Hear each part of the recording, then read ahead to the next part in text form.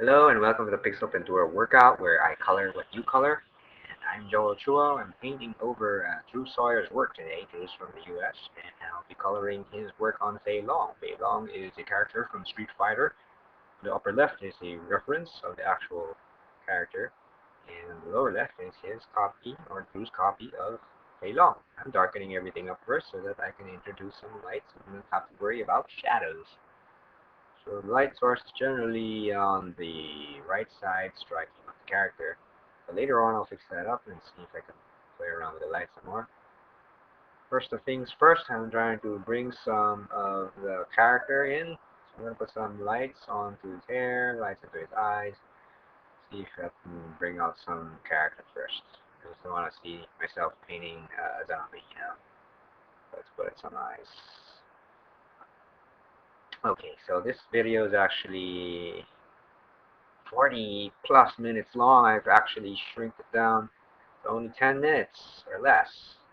Okay, I'm cleaning up the legs, and based on the reference, the pose is, kind of like a 45-degree angle for the legs, the body, or the waist. And now I'm just trying to get rid of these black lines. The black lines that were used to draw the character are helpful, but at this certain point, when you start blending stuff and you start adding paint, you gotta get them slowly mushed up into the actual image.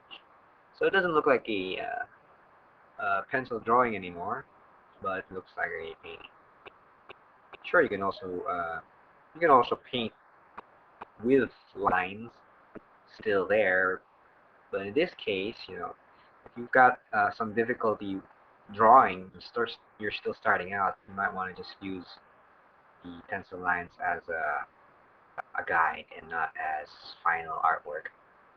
I'm going to shave off some of that tricep. I know it probably changed the pose a bit, but I found it kind of big. It's kind of big. Like watermelons. Anyway, let's add a neck muscles. I kind of like to avoid that hand first, the one that's closer to Fei Long's face, because, it's a little tricky. Probably best done with reference. I'm working without any reference of that pose of the hand, so I'll see what else I can do to make it look better. Okay, I'm working on the background, see if I can just clear that background up with some abstract pattern. Actually, it's a dragon back there. You can see, but I'm turning into some sort of flame, or maybe something we can take off from the actual game. Some ink lines or something. Whatever, I'm just going to try something that's really, strong contrast. Bring in some light at the back and shadows up front. We'll see. I'm going to light up this rim so that we can better see Fei Long's silhouette against the background. You don't want your background too loud. If the colors are too loud, you won't be able to hear Fei Long. Fei Long's colors have to be louder than the background. I'm trying to bring in the angle of the face here. It's pretty extreme. So I'm going to add some of that shadows up there just to bring the center into focus by also dodging the middle. And see what we can do about this dragon at the back. So trying to add some of that Street Fighter smoke ink calligraphy effect, where I fail miserably because it looks like I spilled ink all over the place. Which really should look like smoke. Probably could have gotten a smudge tool, but it would have wasted too much time. My computer kind of loads long when I do a smudge tool. I'd prefer to paint. So I'm just going to hide that first and work on trimming a little more of that body. Make it look a little more the way I remember an anime to be. Well, it looks good now with that pose. So let me just bring in some rim lights to the upper body. That hits the nose, but not too good. That changes the pose. I'm going to shave that down a bit. Everything I do here is affecting the overall pose. It's just adding that extra head space, as you get here, already changes the pose in some way. So I'm really concerned because even as I'm trying to fix some of the parts of the body, I might be getting the whole body off pose. Ooh, look at all that mess. Maybe I'll just throw that away later on, or blend it a little further so it doesn't become such an eyesore. I'm going to try to fix his hand because it's disappearing into the background. See what I can do with that. Okay, let's work on the upper the head. Let's bring in the bony areas a bit more. Close. I want people to look at the face. Some of that rim light from the back. Just working off of around 2 layers. Not too many. Or 3 layers, that's fine. I use a dodge tool, burn tool, just to enhance it a little further. Save me a lot of time having to paint the whole thing over again with a darker or a brighter color. Right. Let's bring in some of that facial anatomy, hand anatomy. That hand's hard. Would have been great if I had a reference to that.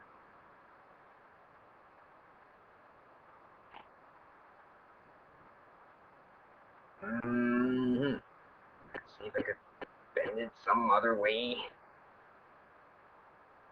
I hope it still looks good. Okay, right. So maybe that hand's gone a bit too chubby now.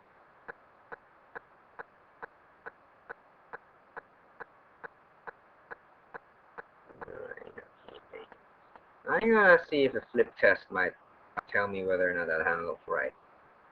So I'm gonna flip the image and see just how badly I did in that hand. Let's see if I can fix it. Alright, so let's flip. Okay, the hand looks kind of big. Shoulders look kind of big too. But I won't worry about the shoulders. I'm more concerned about the hand. Flip again. Flip.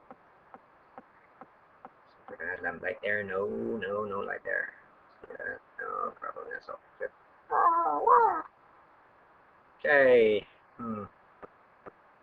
That hand would probably give me problems. If I had a little more, like 20 minutes more to this video, I'd actually have to go in and fix it.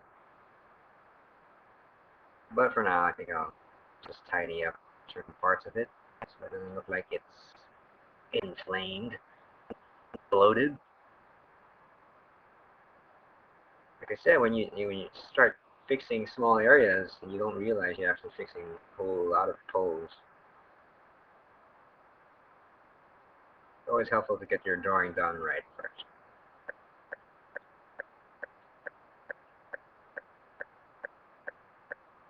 But this video is supposed to teach you how to work off of something you already have.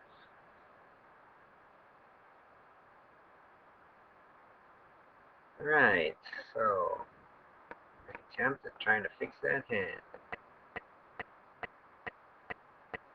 I have to crop some stuff up. Wondering if it works. Alright, so I'm going to just leave that alone now and see if I can just enhance other stuff. Bring some of those black lines that were there previously into oblivion. Make it blend the rest of the image. After that, I'm going to try and put some more rim lights so that I can bring out the side of his elbow. The other elbow, the one that's further from us. It's missing. It should be there somewhere. So this is bring down the focus, make it more dramatic. We'll get it darker and then keep on. Also maybe hide that hand of mine. So now that's kind of like a spotlight with a flaming background. So spotlight coming from one direction, flaming background from another, flaming background that causes the rim lights. So put here. And with that, you can compare the two.